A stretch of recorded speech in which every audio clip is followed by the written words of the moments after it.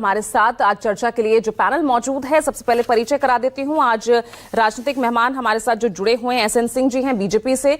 TV screen पर आप देख सकते हैं सैयद जवाद साहब, पॉलिटिकल एनालिस्ट, कांग्रेस का पक्ष रखते आज नजर आएंगे।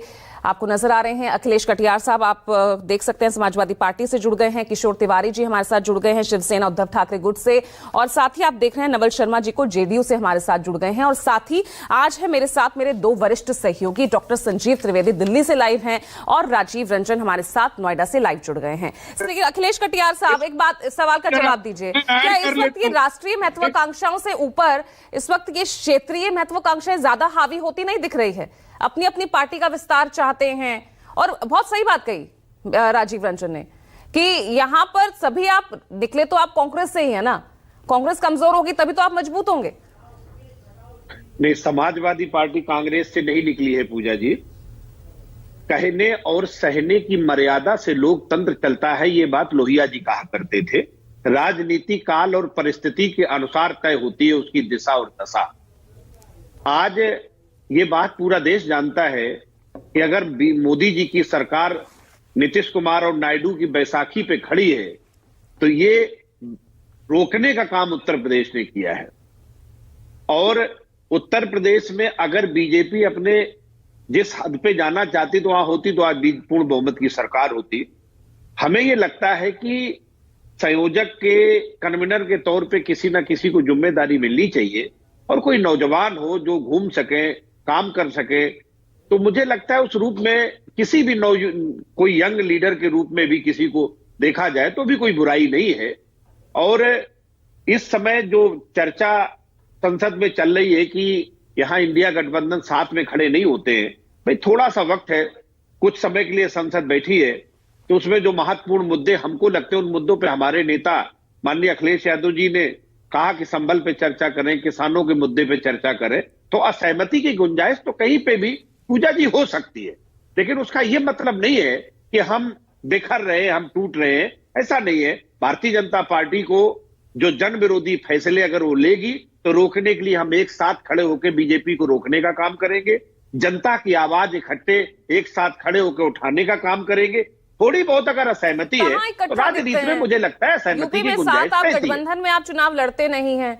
जी, राजीव जी की बात से मैं सहमत हूं, लेकिन पूजा जी राजनीति में मैंने शुरू किया था कि राजनीति काल और परिस्थिति के हिसाब से चलती है। हमारा कांग्रेस से विरोध था और कांग्रेस के विरोध में ही जितने क्षेत्रीय दल थे समाजवाद का उदय हुआ था।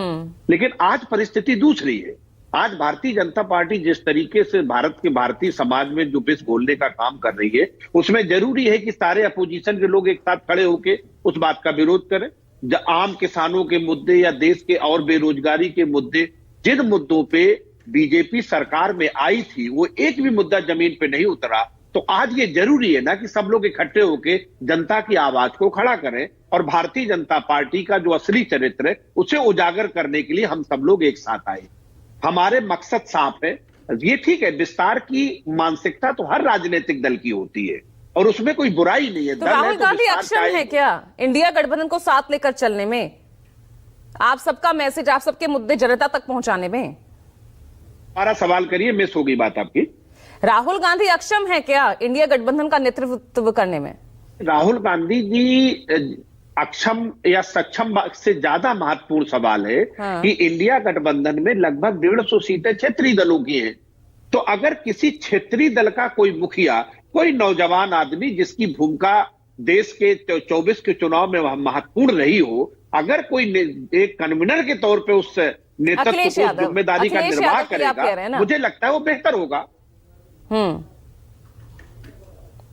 अखिलेश यादव जी भी उस तरीके की जिम्मेदारी निभाने में पूरे तौर पे सक्षम नेता है। अगर सभी नेता मिलकर ये जिम्मेदारी देते हैं तो अखिलेश जी भी निभा सकते हैं। नौजवान है, एक अनुभव है एक इतने बड़े राज्य चलाने का और भारतीय जनता पार्टी को रोकने में। अगर आज नायडू और नीतीश कुमार के बैसाखी पे बीजेपी खड़ी हुई है नब्ज है ना इंडिया गठबंधन में, जो तकरार की, विरोध की, इसी नब्ज को शायद भाजपा पकड़ लेती है।